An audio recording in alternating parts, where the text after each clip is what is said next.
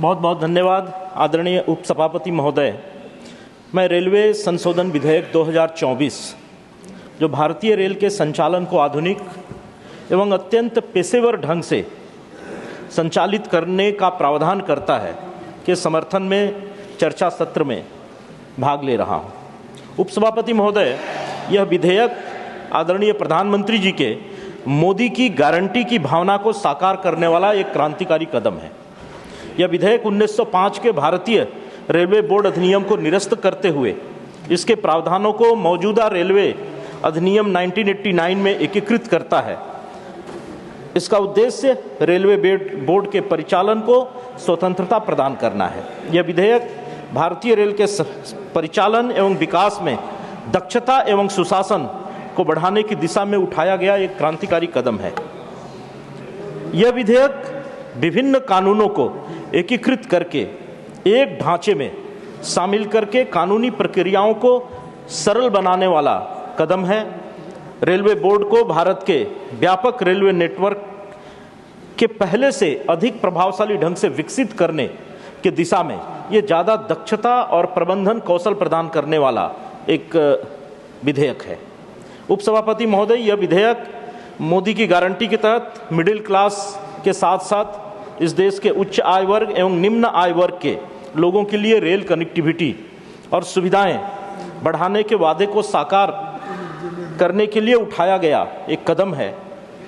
आदरणीय प्रधानमंत्री नरेंद्र मोदी जी के नेतृत्व में केंद्र सरकार ने रेलवे के बुनियादी ढांचे को विकसित करने एवं आधुनिकीकरण के प्रयासों को सफल बनाने के लिए वर्ष 2024-25 के लिए बजटीय आवंटन 2,52,000 करोड़ का किया है, जो वर्ष 2014 के केवल 28,174 करोड़ से करीब 9 गुना अधिक है। यह विधेयक रेलवे क्षेत्र की बदलती आवश्यकताओं को पूरा करने हेतु रेलवे बोर्ड को पहले से अधिक स्वायत्तता और निर्णय लेने की शक्ति प्रदान करता है। अमृत भारत स्टेशन योजना के अंतर्गत 1321 स्टेशनों के पुनर्विकास एवं 100% विद्युतीकरण जैसी महत्वाकांक्षी परियोजनाओं को पूर्ण करने और उन लक्ष्य को पूरा करने में रेलवे को सक्षम बनाने की दिशा में उठाया गया ये कदम है। अत्याधुनिक वंदे भारत ट्रेनों की शुरुआत, कवच ट्रेन सुरक्षा प्रणाली का कार्यान्वयन, भारत के प्रमुख शहरों में मेट्रो नेटवर्क का विस्तार करने में हमारी भारतीय रेल सक्षम हो सके, उसके लिए हर प्रकार के संसाधन और तकनीकी उपलब्ध कराने की दिशा में हमें ज़्यादा आसानी होगी। इस दिशा से ये रेलवे अमेंडमेंट एक्ट 2024 लाया गया है। महोदय, 2004 से 2014 के कालखंड में जब देश में यूपीए की सरकार थी, तब इन 10 वर्षों में केवल 5,188 किलोमीटर विद्युतीकरण का कार्य हुआ था। वहीं 2014 से 2024 के 10 वर्षों में जब देश में आदरणीय प्रधानमंत्री नरेंद्र मोदी जी के नेतृत्व वाली एनडीए की सरकार है, तो रेलवे ने 39,013 किलोमीटर का विद्युतीकरण का कार्य पूरा किया है। कांग्रेस के नेतृत्व वाली यूपीए सरकार 2009 से 2014 के मध्य रेलवे के आधारभूत संरचनाओं के विकास के लिए जहां 2,30,000 करोड़ दिए थे, वहीं माननीय नरेंद्र मोदी जी के नेतृत्व वाली एनडीए सरकार ने 2014 से अब तक 8,50,000 करोड़ रुपए रेलवे को दिए हैं। भारतीय रेल को दुनिया की सबसे सुरक्षित रेल सेवा बनाने की दिशा में आदरणीय मोदी जी ने राष्ट्रीय रेल सुरक्षा कोष स्थापित कर कवच एवं एलटीई बेस्ड कम्युनिकेशन सिस्टम जैसे सुरक्षा प्रणालियों के निरंतर विकास की रूपरेखा बनाई है। 2004 से 2014 में कुल 1711 रेल दुर्घटनाएं हुई थी, यानी प्रतिवर्ष करीब 171 रेल दुर्घटनाएं, औसतन 171 रेल दुर्घटनाएं। वहीं अब 2014 से 24 में ये घट के कुल 678 दुर्घटनाएं हुई हैं, प्रतिवर्ष केवल 24। तो ये अपने आप में दर्शाता है कि जो सुरक्षा के उपाय किए गए हैं 2014 के बाद से, वो कितने कारगर सिद्ध हुए हैं। कवच सुरक्षा प्रणाली 1415 रूट किलोमीटर पर डिप्लॉयड की जा चुकी है और आगे 3000 किलोमीटर पर और डिप्लॉय करने की योजना है।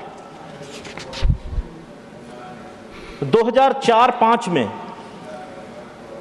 डीरेलमेंट, रेलगाड़ी का पटरे से उतर जाना, इसकी घटनाएं 138 हुई थी। 2005-6 में 131 हुई थी। ये एक औसतन 138 से 131 के बीच में होती थी, जो अब घटकर 2022-23 में केवल 36 डिरेलमेंट की घटनाएं हुई हैं। 2023-24 में 23 हुई। अपने आप में दर्शा रहा है कि पटरियों का जो आधुनिकीकरण किया जा रहा है, पटरियों को जो पहले से ज़्यादा सुदृढ़ बनाया जा रहा है, वो कितना कारगर सिद्ध हो रही है।